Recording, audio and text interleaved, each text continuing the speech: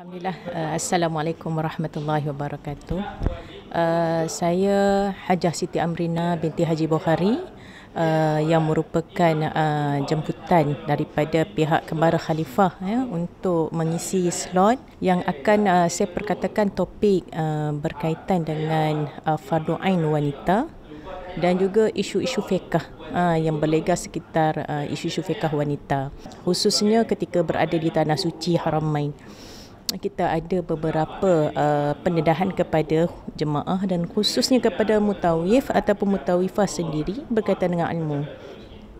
Jadinya solat, saya akan sentuh sikit berkaitan dengan solat hormat waktu, solat jenazah, dan juga solat Jumaat bagi wanita.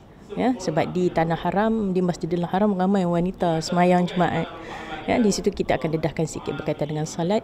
Kemudian berkaitan dengan taharah, khususnya berkaitan dengan daimul hadas, berkaitan dengan isu-isu wanita dalam bab istihadah, dalam bab haid, dalam bab kita kata picisan-picisan masalah wanita dalam bab taharah.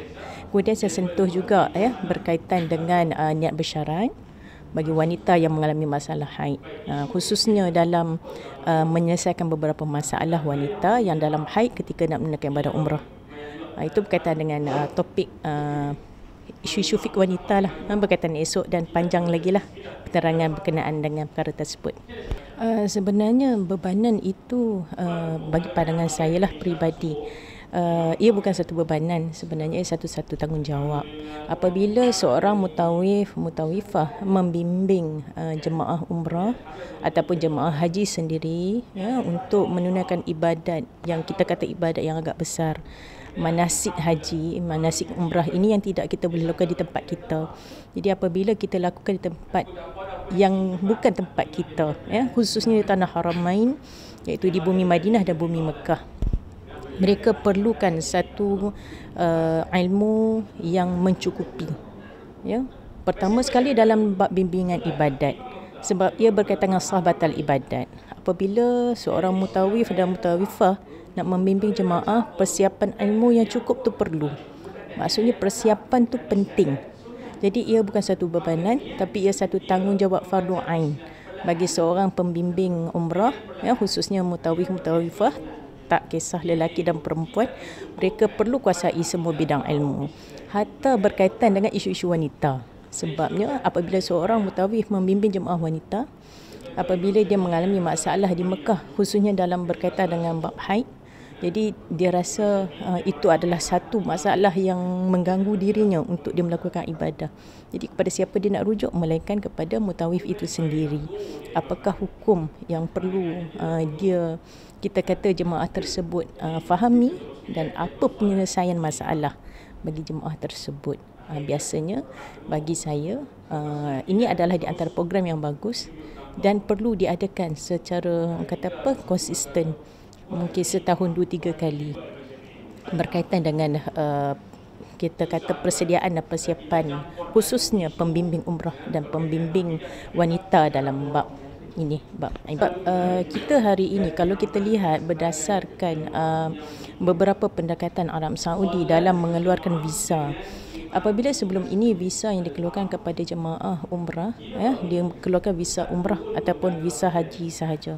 Apabila sekarang ni dah keluar pula satu lagi visa baru yang mungkin lebih kepada membuka peluang kepada sektor pelancongan, iaitu visa pelancong. Jadi di sini sebenarnya kita tidak mahu jemaah melihat ia sebagai satu peluang melancong, tapi kita nak bimbing dari segi ibadat. Jadi saya melihat kepada keperluan mutawif sendiri boleh memimpin wanita, dan juga bagi saya jemaah wanita yang pergi ke tanah suci ini, terutama khususnya dalam nak menunaikan ibadat, sebab kita tahu dalam hukum asal agama wanita tidak boleh bermusafir kecuali dengan mahramnya ataupun ditemani suaminya. Keharusan diberi sekiranya wanita itu aman perjalanannya, dijauhi daripada fitnah, barulah dengan keizinan suaminya dia boleh pergi menunaikan ibadat tersebut. Jadi di sini jemaah tersebut, jemaah wanita itu boleh menggunakan mahram wanita siqah, rakan-rakan yang ramai, rakan yang dipercayai yang boleh membantu apabila dia berada kesusahan di sana. Maksudnya dia tidak akan ditinggalkan seorang diri. Apabila dia pergi secara berkumpulan, maka diharuskan oleh agama. Tapi di sini seorang mutawif dia boleh menyantuni jemaah lelaki dan jemaah perempuan.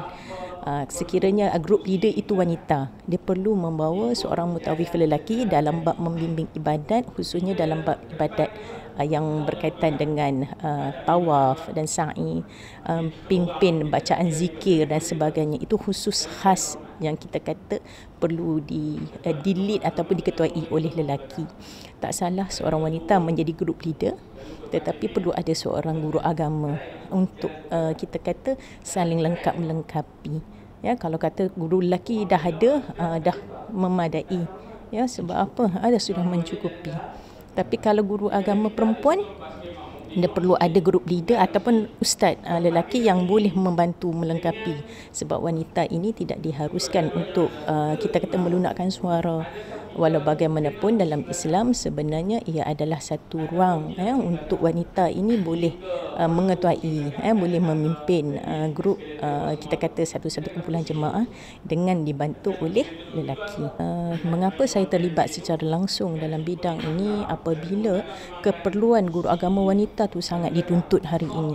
Pertama sekali kita kata masalah wanita ni dia ada satu sifat yang fitrahnya dia malu untuk menceritakan masalah peribadinya kepada lelaki. Mana-mana lelaki. Kadang-kadang kita kata pada suami dia sendiri pun kadang sembunyi masalah tersebut.